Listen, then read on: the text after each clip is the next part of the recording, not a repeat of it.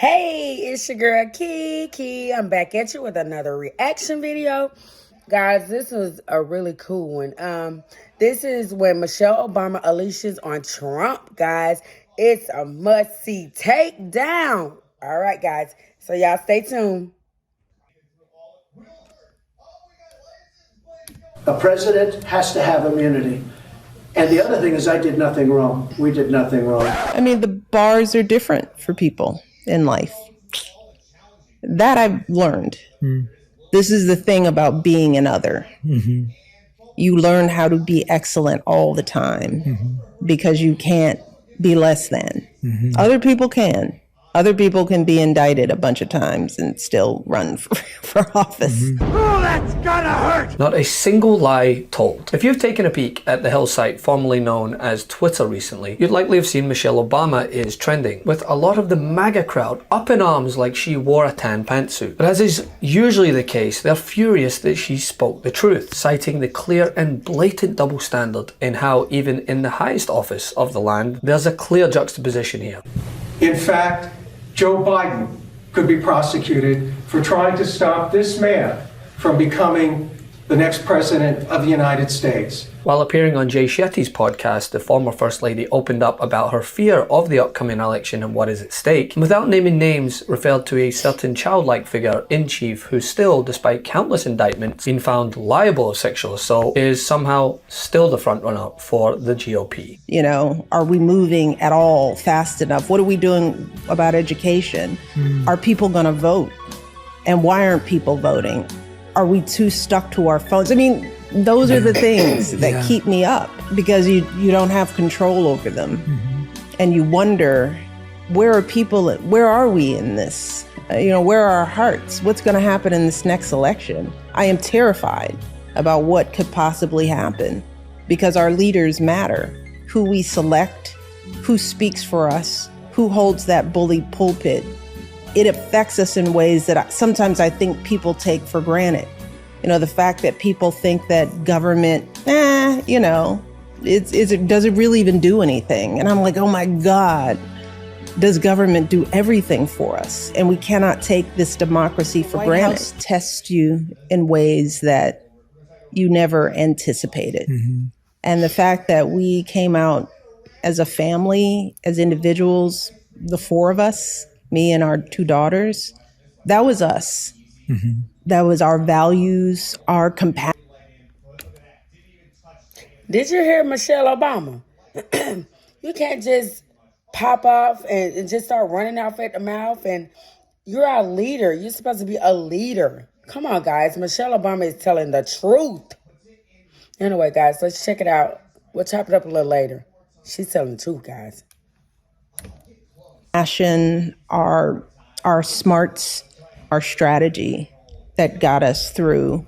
I'm so proud of my husband and the way he led, the way his administration worked, the team that we built.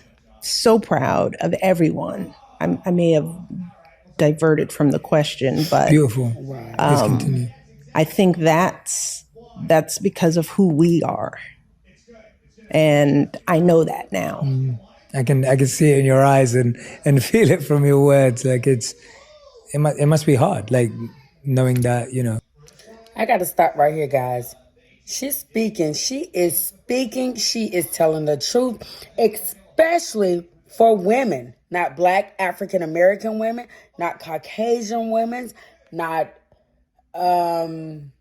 different multi-race women. She's speaking for all women. Did y'all hear her? She's speaking for all women. But anyway, we're gonna listen to it and we'll chop it up a little later, guys. She's speaking the truth for all women. It can't always be that way in one sense. It's almost like great that you've been able to leave, but there's that feeling also of like, oh, but that was great. I mean, the bars are different for people in life. That I've learned. This is the thing about being an other. You learn how to be excellent all the time because you can't be less than. Other people can. Other people can be indicted a bunch of times and still run for office. Black man can't. You just learn to be good. And in the end, you benefit from that extra resilience. You know, you could be mad about it, but it also makes you more equipped, right? But it's still not fair. Yeah, definitely. Now, it's not the first time that Michelle Obama has articulated her disdain for her husband's successor. In an interview I covered previously, she made her feelings known about the need for an adult in charge. When making life or death, war or peace decisions, a president just can't pop off or lash out irrationally. No, we need an adult in the White House. So if a candidate is erratic and threatening, if a candidate traffics in prejudice, fears, and lies on the campaign trail, if a candidate thinks that not paying taxes makes you smart, or that it's good business when people lose their homes, if a candidate regularly and flippantly makes cruel and insulting comments about women, y'all better take a listen. About how we look, how we act, well, sadly, that's who that candidate really is. Because we know that being president isn't anything like reality TV. It is not an apprenticeship. And it is not just about fiery speeches or insulting tweets. It's about whether someone can handle the awesome responsibility of leading this country. But focusing on that double standard, I've said this many a time since Trump first came down that escalator. If there is ever an example of white privilege in America, it is Donald J. Trump. This is a judge that should be disbarred. This is a judge that should be out of office. Trump campaigned in 2015 and 2016 over doing things like this. He told everybody, I'm the guy that can fix the code because I'm the one that knows every loophole, and I've been taking advantage of them. You attest any, and I mean even just one of his countless sexual assault accusations, not to mention the one a court actually found him liable of, to Obama. And could you just imagine the Fox News coverage for a second? Start kissing them. It's like a magnet. You just I don't even wait. And when you're a star, they let you do it. You can do anything. Trump has dismissed that as locker room talk. But in his deposition, he went further. Well, historically, that's true with stars. It's true with stars that they can grab women by the... Well, if you look over the last million years, I guess that's been largely true. Not always, but largely true. Unfortunately or fortunately. And you consider yourself to be a star? I think you can say that, yeah. The same network that lambasted him as unprofessional over the color of a suit, when we all know it was more about the color of the man in the suit. Political grapevine. Arizona's Secretary of State Ken Bennett says he's been asking for 2 months for Hawaiian officials to prove President Obama was born there. Wow. Hawaiian officials won't budge until Bennett satisfies a number of requirements, and both sides disagree about whether he's actually done it. Bennett says he might remove President Obama from the ballot in Arizona if the proof doesn't arrive from Hawaii soon.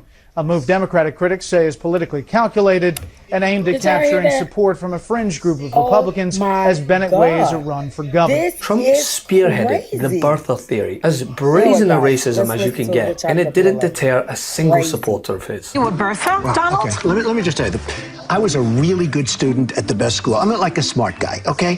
They make these birthers into the worst idiots. Why doesn't he show his birth certificate? 3 weeks ago when I started, I thought he was probably born in this country. And now I really have a much bigger doubt than I did before. He doesn't have a birth certificate, or he hasn't shown it. He has what's called a certificate of live birth. A certificate of live birth is not even signed by anybody.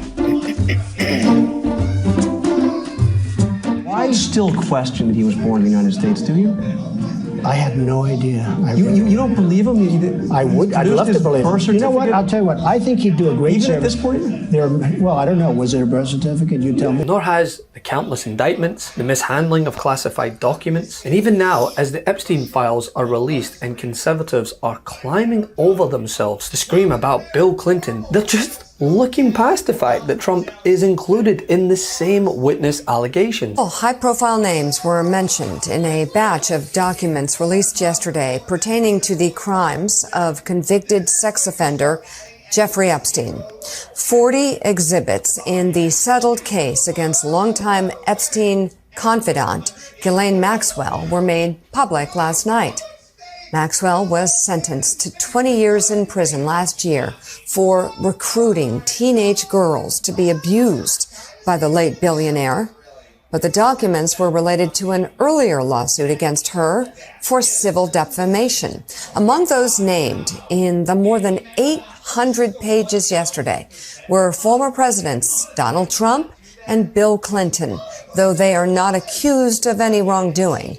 Trump's name came up during witness testimony from one Epstein accuser who recalled the sex offender saying he would, quote, call up Trump. All right, guys. Thank you for looking at my reaction video.